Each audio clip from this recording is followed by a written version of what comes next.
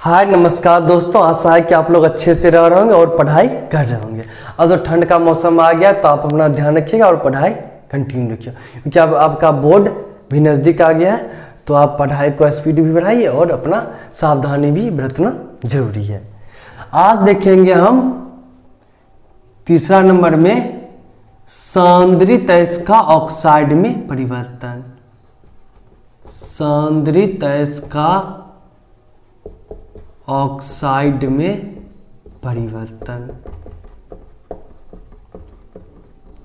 अब देखिए सांद्रित अयस्का क्या करेंगे, ऑक्साइड में परिवर्तन। ये क्यों करते हैं पहले ये समझते हैं। देखिए क्या होता है, अयस्क को जब साफ सफाई करते हैं तो पानी सफाई कर फेन प्लोन विधि में देखिए पानी का उपयोग हुआ है, या गुरुत्व पृथक्करण विधि में पानी का उपयोग किया, वो भी तो अशुद्ध है, उसको भी हटाना है। उसको हटाने के क्या करते हैं, तो जलवाष्प हो गया, जल का कण हो गया, उसको हटाने के लिए क्या करेंगे, सांद्रित अयस्क ऑक्साइड में परिवर्तन करेंगे, मतलब उसको हीट करेंगे। दूसरा क्या हो गया, देखिए सल्फर। देखिए टेंशन नहीं लीजिए, आपको नोट्स मिल जाएगा अभी, तभी आराम से आप समझिए। सल्फर आर्सेनिक कैसा अशुद्धि है ना, जो अयस्क के सांद्रण विधि में अयस्क से नहीं हटता, तो क्या करते हैं, इसको हीट करते हैं, तब ये ऑक्सीजन से विक्रिया करके ऑक्साइड बन के हवा में उड़ जाता है, ये तब हटता है। तो इसलिए हम सांद्रित अयस्क ऑक्साइड में परिवर्तन करते हैं।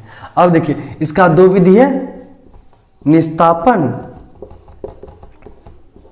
सांद्रित अयस्क को ऑक्साइड में बदलने की दो विधि है, एक निस्तापन और एक जारण हो गया। तो हम बारी बारी से पहले निस्तापन समझें, उसके बाद जारण समझेंगे। आइए पहले एक छोटा सा पॉइंट समझते हैं, द्रव्यमान क्या होता है। जब कोई ठोस पदार्थ जिस ताप पे द्रव में बदल जाए, जिस टेम्परेचर पे ठोस से द्रव में बदल जाए, वो तापमान क्या कहलाएगा, द्रव्यमान कहलाएगा। मतलब जो कोई ठोस पदार्थ है उसका अगर वो जिस ताप पे द्रव में बदल जाएगा तो वो ताप क्या कहलाएगा, द्रव्यमान कहलाएगा। चलिए अब आगे बढ़ते हैं। देखिए निस्तापन के बारे में पढ़ रहे हैं।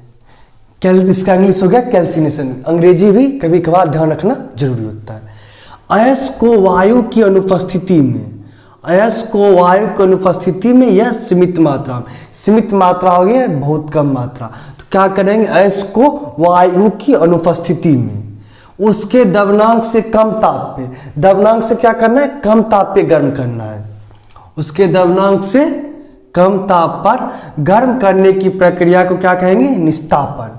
तो हम निस्तापन में क्या समझे, अयस्क लेंगे, उसको वायु की सीमित मात्रा में या कम मात्रा में, या कहिए वायु की अनुपस्थिति में, वायु नहीं रहेगा उस स्थिति में, उसके द्रव्यमाप से, मतलब पिघलाएंगे नहीं, मतलब पिघलने से जस्ट कोई ठोस पदार्थ ज्यादा गर्म करते हैं तो क्या करते, पिघल जाता है, उसको पिघलने नहीं देना, उससे कम ताप पे गर्म करना है, मतलब उसके द्रव्यमाप से कम ताप पे गर्म करना है।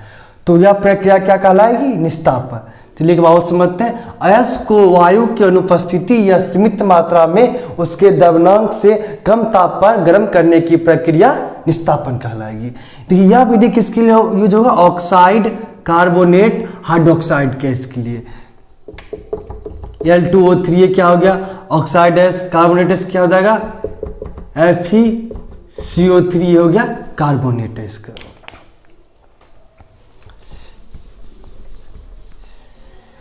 देखिए अगर हम क्या करना है, तो अगर 2 नंबर की एग्जाम पूछे तो क्या लिखेंगे, पहले निस्तापन का परिभाषा लिखेंगे, उसके बाद एक लाइन लिख देंगे, यह विधि ऑक्साइड, कार्बोनेट, हाइड्रोक्साइड आदि इसके लिए उपयोग की जाती है।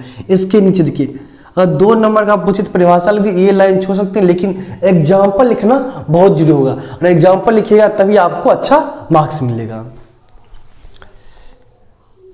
एग्जाम्पल लेते हैं, देखिए इसको पालन क्या है, FeCO3, इसको सीधे राइट पढ़ा चुके हैं, ये याद कर चुके हैं आशा आप लोग, सीधे राइट। इसको क्या करना है, वायु की अनुपस्थिति में गर्म करना है, तो क्या बन जाएगा, FeO + CO2 गैस बन के हो जाएगा, ये हो जाएगा फेरस ऑक्साइड, ये हो गया carbon dioxide gas, carbon dioxide gas. क्या किए, सिडेराइट, ये देखिए कार्बोनेट है इसका, जिसका क्या करेंगे निस्तापन होगा। तो इसको वायु की अनुपस्थिति में गर्म किए तो क्या बन गया, ferrous oxide plus carbon dioxide gas बन के ऊपर उड़ गया। तो हमको ये देखिए क्या कार्बोनेट, अब यहाँ से कार्बन हट गया, यहाँ से हम आसानी से ऑक्सीजन को हटा के धातु प्राप्त कर सकते हैं। आइए अब समझते हैं जारण या भजन क्या होता है। जारण बोल लीजिए या भजन बोल लीजिए। इससे होता है ना, कुछ बच्चा का घर का नाम कल्चर, बाहर का नाम डब्बुक, फैशनेबल नाम डब्बुक, थोड़ा फैशनेबल नाम हो गया इसलिए बाहर का नाम डब्बुक बोले, घर का नाम कल्चर बोले। तो जारण या भजन कोई बोल लीजिए, बात बराबर है। इससे इंग्लिश हो गया रोस्टिंग। क्या करते हैं इसमें, अयस्क को, जारण या भजन क्या करते हैं, अयस्क को वायु की उपस्थिति में, निस्तापन में करते थे वायु की अनुपस्थिति में, जबकि इसमें क्या करेंगे वायु की उपस्थिति में उसके द्रव्यमाप से कम ताप पर गर्म करने की प्रक्रिया क्या कहेंगे, भजन। या आपको जारण में पूछेगा तो क्या बोलिएगा, अयस्क को वायु की उपस्थिति में उसके द्रव्यमाप से कम ताप पर गर्म करने की प्रक्रिया क्या कहलाएगी, जारण। यह विधि देखिए सल्फाइड है, इसके लिए सल्फाइड क्या हो गया, देखिए ZnS बताया, जिंक वेलिंग हो गया, CuFeS2 कॉपर पायराइड्स, जहां पे S आ गया वो क्या हो जाएगा, सल्फाइड है। सल्फाइड के लिए क्या होगा, जारण या भजन उपयोग किया जाएगा। अब देखिए एग्जाम्पल, अगर 2 नंबर पूछे तो आप इतना लिख दीजिए, उसके बाद एग्जाम्पल दे दीजिएगा तो बहुत अच्छा होगा। एग्जाम्पल लिखना बहुत जरूरी होता है। इजी या एग्जाम्पल बोल दीजिए।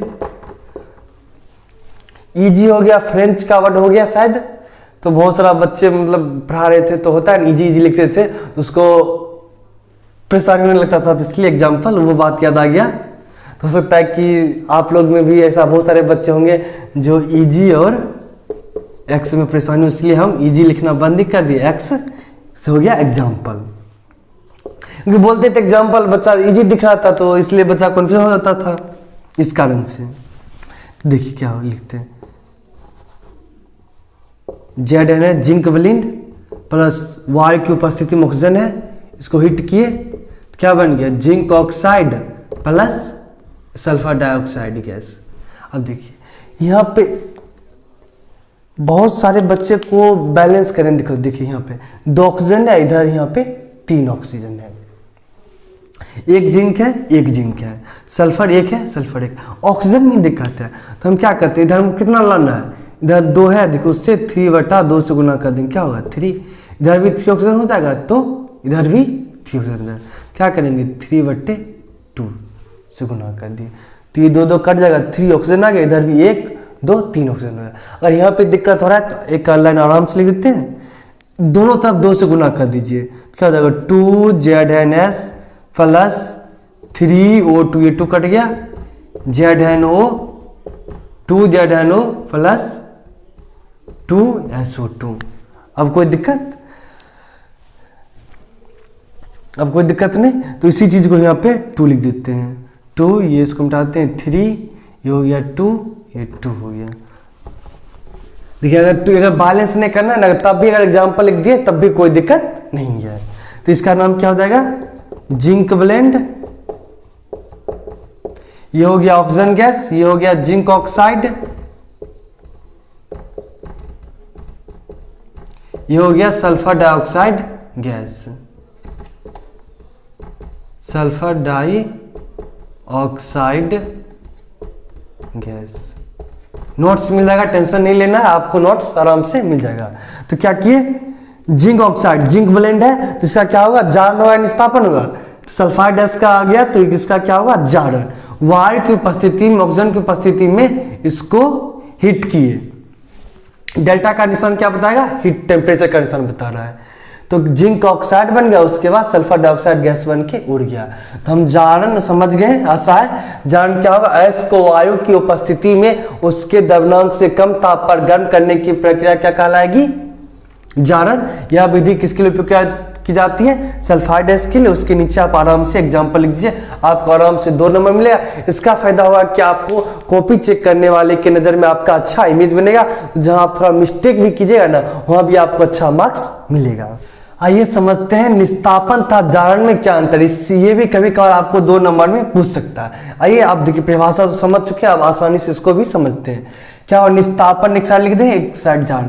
निस्तापन क्या होता है, अयस्क को वायु की अनुपस्थिति में उसके द्रव्यमाप से कम ताप पर गर्म करने की प्रक्रिया क्या कहलाएगी, निस्तापन कहते हैं। अयस्क को वायु की अनुपस्थिति में उसके द्रव्यमान से कम ताप पर गर्म करने की प्रक्रिया को निस्तापन कहते हैं। इसमें क्या उदाहरण क्या होगा, अयस्क को वायु की अनुपस्थिति में, निस्तापन में क्या था, वायु की अनुपस्थिति में, जबकि जारण में क्या होगा, वायु की उपस्थिति में उसके द्रव्यमान से कम ताप पर गर्म करने की प्रक्रिया जारण कहलाती है। जारण कहलाती है, आप लिख लीजिएगा, नोट्स मिलेगा उसमें आपको आराम से पूरा मिलेगा, आप उसको नोट्स कर लीजिएगा।